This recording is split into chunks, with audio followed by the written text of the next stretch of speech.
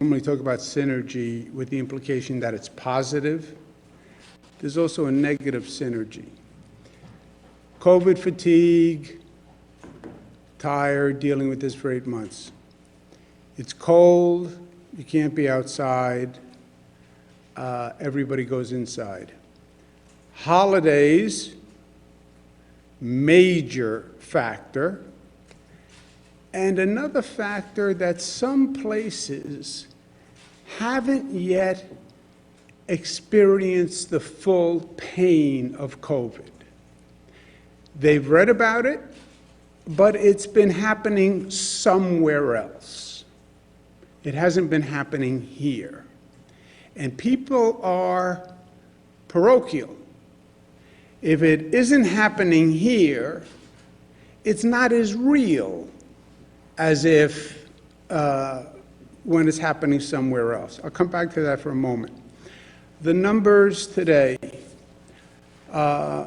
positivity in the microclusters, 4.7.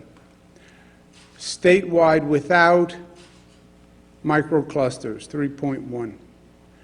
Statewide with microclusters, 3.4. Statewide death, 35. They're in our thoughts and prayers. Statewide hospitalizations, 2,200. Statewide ICU, 423. Statewide intubation, 192. New York State, yesterday, 3.4. 7-day rolling average, which balances it out. It's more accurate because one day you get a blip here, a blip there, 2.9%. New York City, yesterday 2.9, their 7-day rolling average 2.5. We talk about these numbers all the time, okay? What you don't talk about is what they mean or the context. You write a story. Today, New York City is at 2.5. New York State is at 2.5. Buffalo is at 2.5. Yeah, what does that mean? You have no state in the nation now that is below 2%. Isn't that shocking? Remember just a few weeks ago, we were at 1% in New York?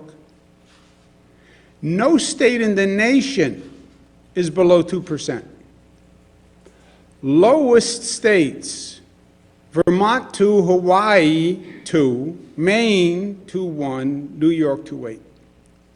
Lowest in the United States.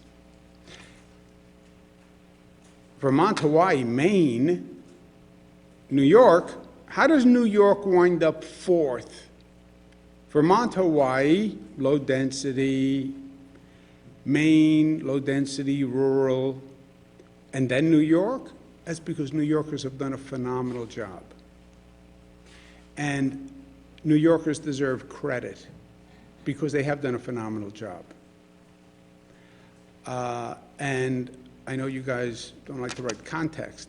That's where we are, 2.8, which is great news relative to everyone else. Look at the highest percentages. South Dakota, 56, Iowa, 51, Kansas, 43. Look at those numbers. Here's a test. What was our positivity rate at the high point? Nearly 50%.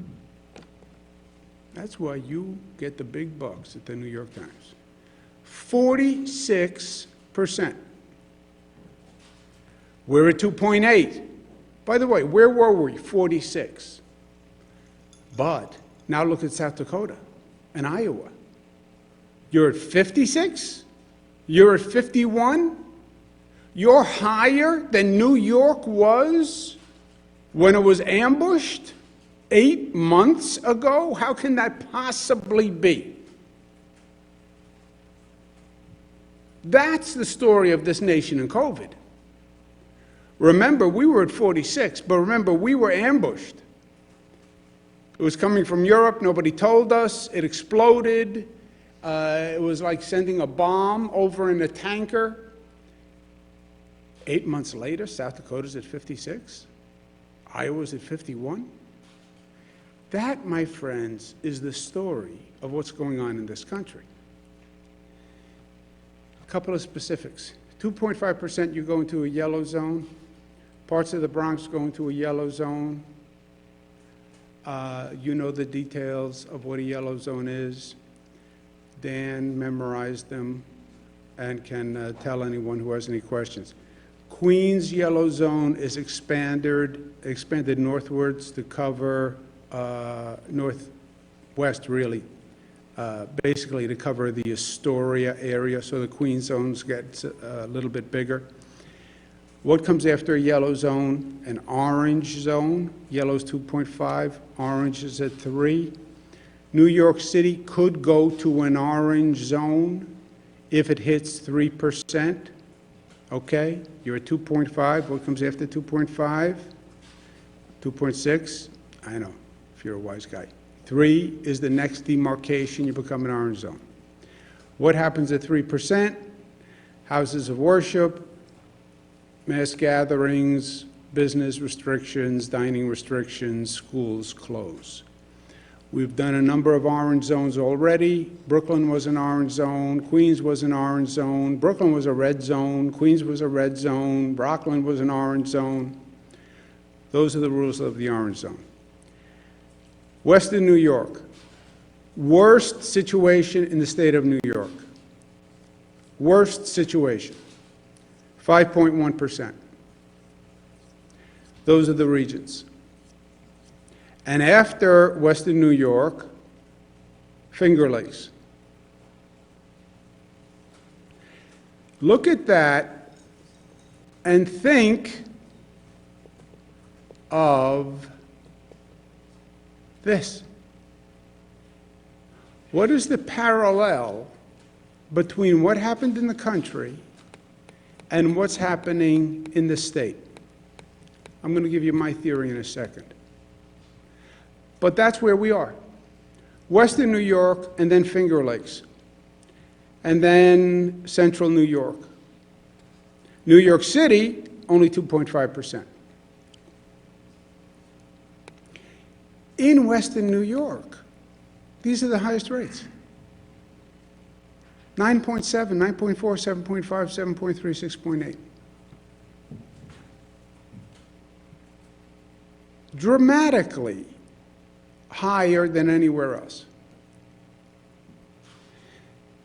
Parts of Western New York are going from a yellow zone to an orange zone. The chart on my left, your left, Niagara County, part of Niagara goes to yellow.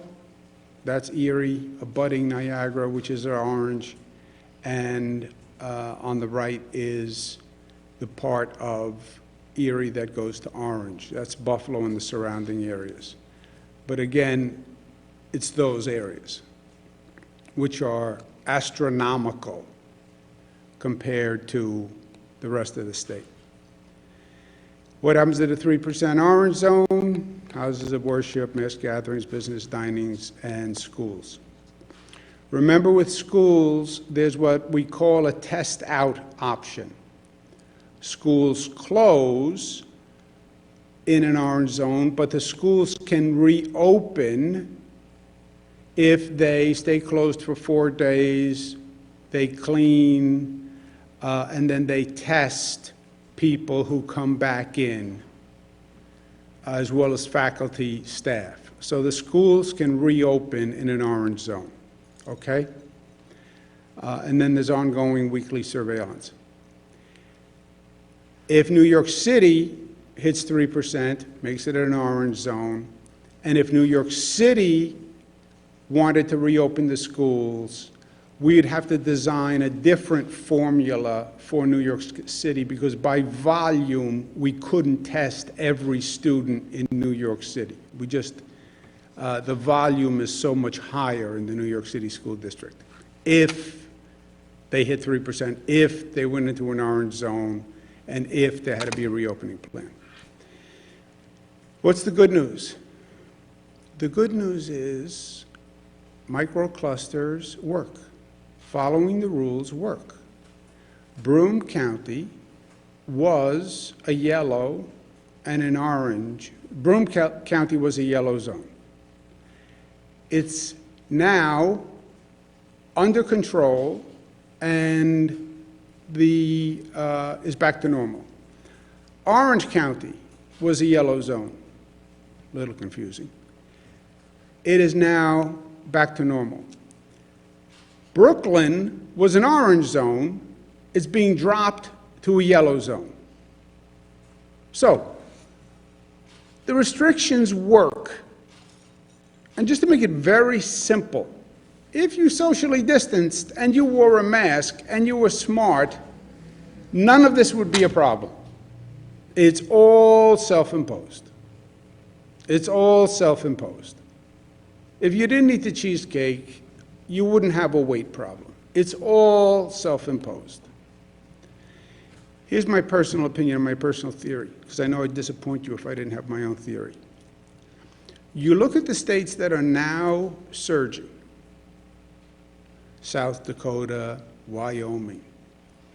These are the states that did not get hit hard in the spring. When New York was going through it, when some cities, New Jersey was going through it, that was 8 months ago, they did not have anywhere near the problem. It was a problem that affected somewhere else. It affected someone else. Yeah, well, that was New York. That was New Jersey. That's the Eastern Seaboard. That's not happening here in our state. Yeah, I saw it on the news. But it's not happening to us. It's happening to them over there. There can be a sense of denial that we're immune from this. It's not going to happen here like it happened in New York or New Jersey. Yes, it is, and it can, and it's happening. Even in a place like South Dakota, and in Wisconsin, and in Iowa. Why? Because they didn't think it was real or a real probability 8 months ago. And they didn't take the precautions, and they didn't adopt the behavior, and now it's real. It's my theory. So it's his personal opinion. Personal opinion. Western New York never lived the full pain of a COVID's wrath. Western New York read about New York City. They read about Long Island. They watched it on the TV news, but the numbers were never as bad in Western New York. And you want people to change dramatically their behavior. For me to make these dramatic changes in behavior, I have to believe this is real. And it wasn't real, because it wasn't real to me. You know when it becomes real? When it's real to me. I get it was real in New York City, but I'm in Buffalo. Buffalo is much different than New York City. And it wasn't real to me. Like South Dakota. I believe that. I believe they didn't have the same level of fear. And what caused so many people in New York to change their behavior? It was the fear. Why do you guys wear the masks now? Oh, because you said we have to, there's a law that says. No. You wear the masks because you're afraid of COVID and because you're concerned about other people, but because you think it's real. Because it is real for you. Western New York never felt that same level of reality. Thanksgiving is coming up. Here's my next personal opinion and theory. you will see a tremendous spike after Thanksgiving. Tremendous spike after Thanksgiving. No scientific data, no health commissioner said that. That's my personal theory. Why? Because Thanksgiving is a holiday and people come together. And if you don't have a real fear about COVID, you're going to come together. And you see people saying, nobody's going to stop me from coming together. That's my family. You can't tell me don't socialize with my family. It's going to happen. It is going to happen. And it's going to happen because it's human behavior. I have a conversation with my mother. Several conversations about Thanksgiving. We have to get together for Thanksgiving. Mom, we can't get together for Thanksgiving. Oh, no, I know. It has to be a small group.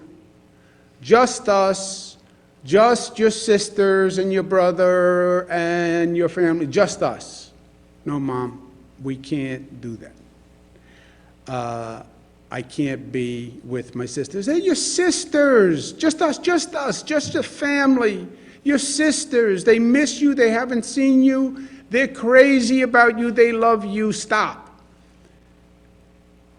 Yes, they love me. I love them. Your family sounds safe, doesn't it? Your home sounds safe. Your dining room table at Thanksgiving sounds safe. This is a safe environment. I'll be safe. No, you won't be safe. It's an illusion. My sister loves me. My sister could infect me, not maliciously, but accidentally. It's counterintuitive. What I thought was the safest place and the safest situation, in my home, at my table, with my family. It can't be any safer than that. That's a dangerous situation. Canada, after Thanksgiving, number went right up. I've said this 150 times. It's going to happen because it's human behavior. I hear it with my own family. Be smart. I get it. I understand it. It's wrong. It's wrong. My advice on Thanksgiving, don't be a turkey. You don't want to be the turkey on Thanksgiving. You know what love is on Thanksgiving? I love you so much, and I'm so thankful for you that I'm not going to see you. That's how you show me you love me. I'm not going to see you. That's how much I love you. Questions? I'm a little unclear about New York City schools. The other day you said this is the city's decision, they have an agreement at 3%. Today you said, well, I might have to impose an orange zone and I might have to close the schools, which an orange zone does. So what's going on? Does the city still have the ability to close its schools? Are you now taking control and saying that you have the power to make this decision? And for the millions of parents who want to know, are the schools going to open tomorrow in New York City? All right. First of all, let's try not to be obnoxious and offensive in your tone, because you're 100% wrong. These laws have all been in effect for months. I've always said we set initial parameters, and then the school district picked a percent within those parameters. New York City picked 3%. We announced the orange zone law over a month ago. I don't know if you were here or if you were paying attention, but that has been in effect for over a month. It always said, if by the state's numbers you hit 3%, the schools close. What's going on here is nothing that the law hasn't said for over a month. We then had the test out procedures. If you were paying attention, you would have known we closed the schools in New York City 2 weeks ago. Remember when we did an orange zone and a red zone in Brooklyn and Queens? And we closed the schools? Don't you remember that? It was 3 weeks ago. Okay, so what are you talking about? What are you talking about? You're now going to override. We did it already. That's the law, an orange zone and a red zone. Follow the I'm facts. still confused. Well, then you're confused. I'm confused, and Then I'll tell you what, Jimmy. Parents are still confused as well. The schools No, in New they're York not City confused. tomorrow. You're confused. No, I think Read parents the are very law. confused as well. Read the law, and you won't be confused. But Governor, Go ahead. following Jimmy's question, are the schools going to be open tomorrow? The schools are open by state law. Will they be open tomorrow? That's the question. I think Jimmy's correct in asking that question. I don't think it's obnoxious at all. Well, I don't really care what you think. Of course, you agree with him because you're in the same business with him. The schools, by state law, well, what is the answer to your question? What is the answer to your question? I don't know what the answer is. Yes, you do. You said When last does the state close the schools?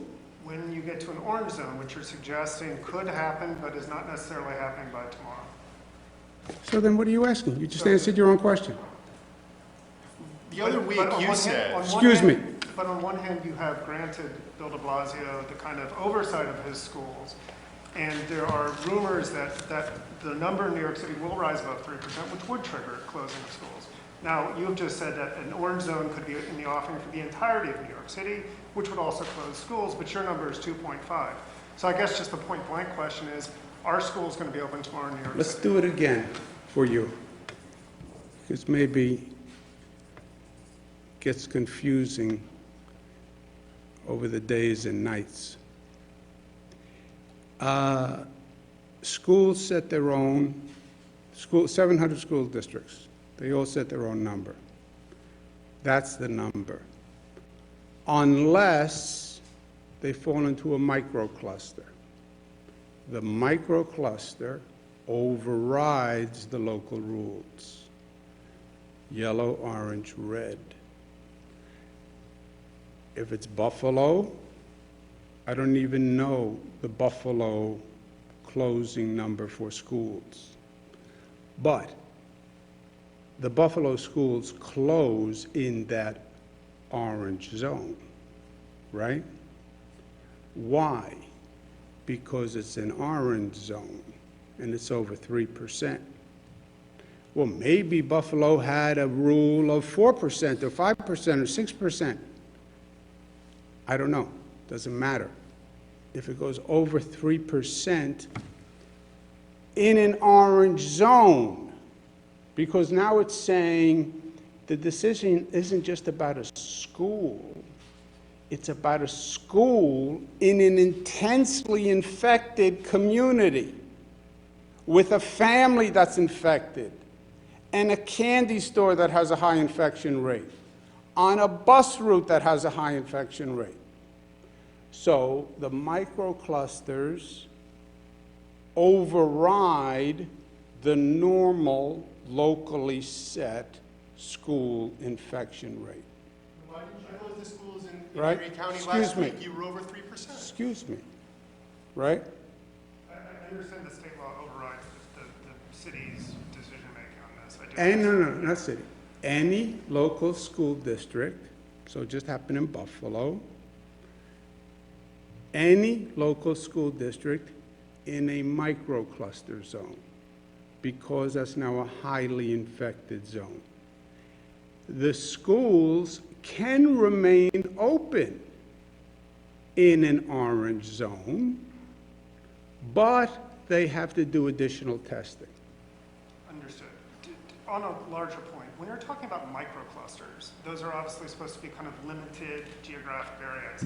New York City is obviously not a limited geographic area, nor is it a limited population center. how would that qualify as a microcluster? Why is that not just a regional Microcluster is not spatially defined. Microcluster was as opposed to statewide action or regional action. But is that not a region, New York City with 9 No, million people in it? Long Island and Westchester would be within the region. So microcluster was, I get your point about the connotation of micro. Well, because you said that there are 10 regions in the state, and one of those regions is New York City. So if you're going to shut New York City down to an extent with lesser restrictions under an orange zone, that is by ipso facto a regional shutdown, is it Well, not? yeah, but the micro is to distinguish from statewide or normally region-wide. So Erie is not, we're not doing all of Western New York. It's a micro zone. We're not doing Chautauqua, we're not doing Cattaraugus, et cetera. It's a micro zone. That's micro as opposed to regional. But Governor, your threshold is. Nick? Go ahead. Whose numbers are going to prevail if there's a difference between the city and state's numbers? And public health experts are saying New York is one of the top 15 highest infection rates. Our positivity rates just show we're doing a lot of testing, and we're still seeing clusters in Rockland and Chemung. Why hasn't New York taken broader steps like closing down indoor dining or sort of more? Okay, let's slow your question down. Experts said The first that one New was York about- is one of the 15 highest infection rates. That's what you said? Yes, and those positivity ratings Okay, are just about where, much better. how do you see that? You previously cited different groups, including COVID Act Now and RT Live and COVID Exit Strategy. Okay, but look at these numbers. Those are just about how much testing those states are doing, and Johns Hopkins has said that those numbers aren't completely up to date and may differ from the state's levels because they're still trying to correct its formula. What does that mean? Those numbers don't match the positivity ratings in like states like South Dakota, for example. They do not have 56% of tests coming up positive. Those are Where did you get outdated. the 50? Hopkins These are Johns website. Hopkins Yes, I numbers. spoke to Johns Hopkins and they said that they're working on updating that page. So Johns Hopkins says Johns Hopkins numbers are wrong? In some cases, yes, that they might be different than the states. And of- Johns Hopkins says that New York, that is now 4th in the nation, is in the top 15? So this is positivity ratings. I'm talking about, remember the R naught, the infection rate, that's calculated by different groups. All right, including anyway, so what's the question? Why, we're still seeing clusters in Rockland and Chemung, and it's really spreading throughout western and central New York. Why hasn't New York taken broader steps like closing indoor dining or more united policies in schools on mask wearing? When do we close indoor dining? Is there just a need to rethink our metrics when there is so much spread throughout the nation in New York? We close at the lowest percentages in the nation. Our calibration is the lowest. Let's say we go to orange at 3%. 3% is the 5th. It's Massachusetts. It's every state after Massachusetts is 3%. And my first question was about what happens if there's a difference between the city and the state numbers? What if there's a difference? Whose numbers override? If New York City says our numbers show it's 3% and yours say 2.5, What's the answer to that question? I don't know. Oh, you don't know No, that the it- state law governs? So state law would override the New York City's numbers if they say their numbers are You don't higher? know that the state law governs? I'm asking just what would happen in this case. You don't know that the state law governs?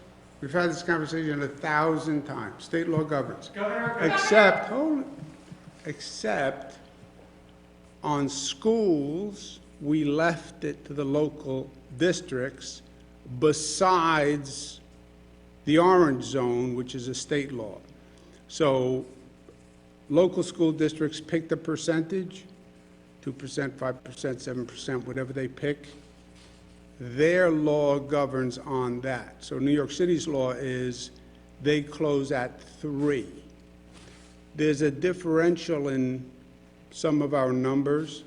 which is due to the timing of the numbers, which is complex, but it's really irrelevant. So some cities will say, or counties will say, their numbers are different than state numbers. We say 2.9, they say 3.2, et cetera. On schools, their numbers govern because they had the ability to set their number. But on anything that has a state law, obviously the state governs. Nick? On the county sheriffs, they say that they will, some county sheriffs say they will not be enforcing the 10-person limit on gatherings in homes.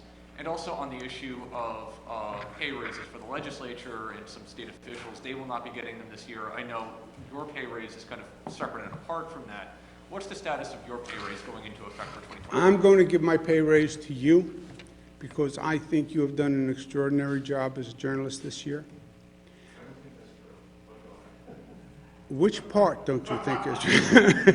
Do you think part A or part B is not true? Part B, I think, is true. You are a great journalist. Part A is untrue. I'm not giving you my $25,000. I am going to, the way it works, I think is a little complicated. The judges and the legislators don't get a legal raise. Technically, the the 4 statewide do, and the commissioners do. I'm going to ask them to defer their raises and not take a raise, given the overall financial picture, for the same rationale that we didn't do a raise. I understand there's a disconnect in the law, but I'm going to ask the commissioners, myself, the other electeds, not to take a raise this year. And then I'll do an EO to that effect. Because it's the same rationale as not giving a raise to the other people, Nick. Second, on the sheriffs, I don't believe as a law enforcement officer you have a right to pick and choose what laws you will enforce. An EO is a law that has been litigated, right? Well, I don't believe in that law, and therefore I won't enforce it. That is, frankly, frightening to me as an individual, frightening to democracy. It's arrogant, and it violates your constitutional duty. I didn't say, I swear to uphold the laws that I agree with. I didn't say that. If I don't agree with the law, then I'm not going to enforce that law. No, it doesn't matter what my opinion is. I'm a law enforcement officer. I enforce the laws. I don't get to pick and choose. Well, I'm not going to enforce domestic violence law because I think that's a family affair. They had a family fight, and I don't think it's the state's right to come in and say, you shouldn't treat your wife that way, you shouldn't treat your husband that way. No, there's a law, and you have to enforce the law. Or don't call yourself a law enforcement officer. Say, I enforce the laws that I think are good laws. That's what you get. But then I'm not a law enforcement official, and I'm not operating a law enforcement agency. And that has consequences too. But that's what I think. Last question, Big John. Governor, on that point, how do you expect them to enforce the 10-person limit? I mean, short of knocking door to door, I mean, how can you enforce that? That's a different question. Different question. Bona fide question. How do I enforce the mask ordinance? It's hard. A lot of people don't wear a mask. What do? Do I go up to everybody who's not wearing a mask? How do I do that? Good question. That is different than saying, I'm not enforcing a law because I don't agree with it. I don't recognize that law. I don't recognize it. I refuse to recognize that law. It violates my political belief, and therefore, I don't enforce it. Literally, I had a conversation with a law enforcement officer at one time who said, I think domestic violence is a family matter. I said, what?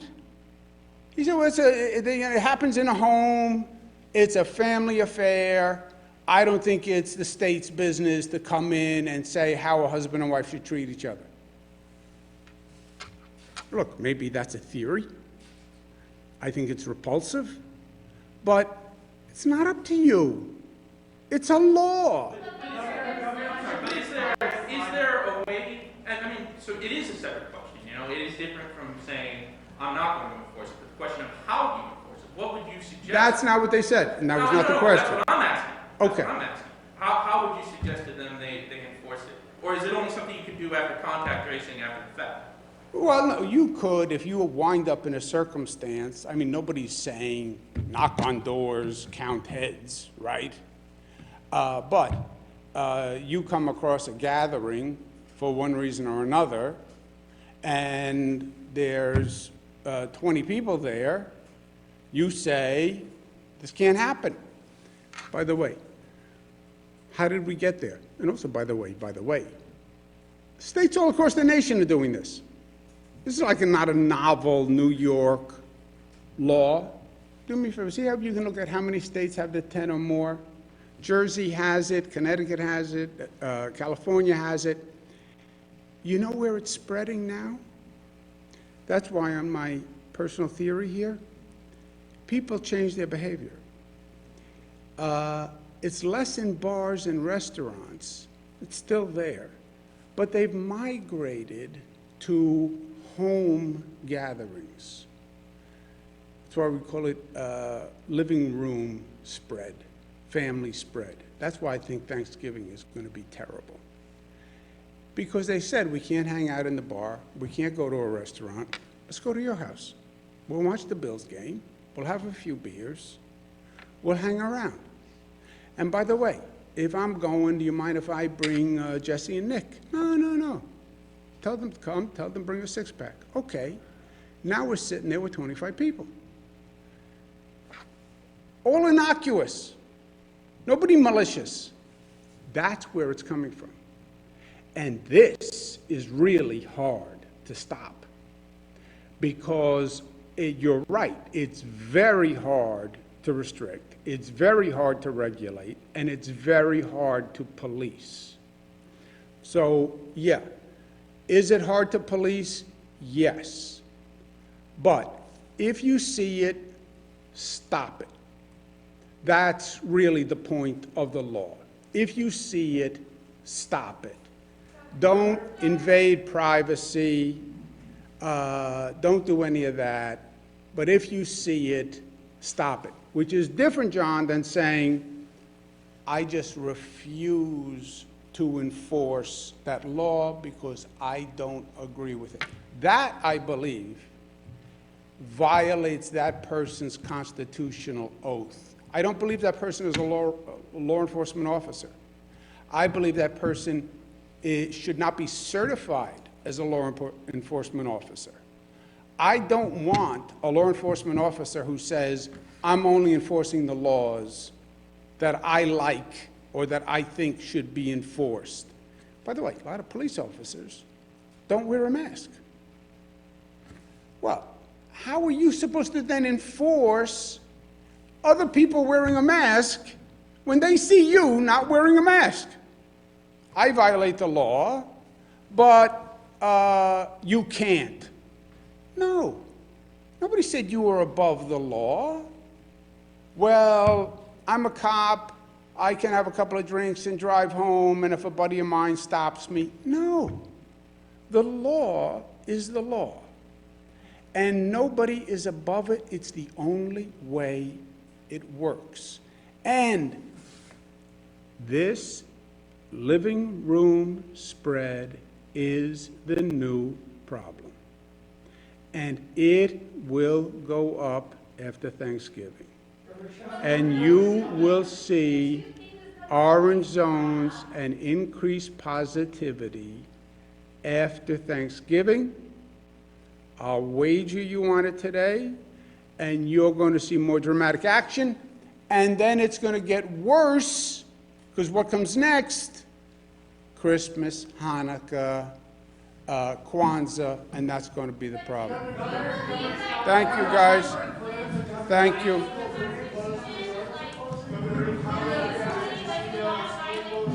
Schools, if the mayor said, okay, the mayor said 3%.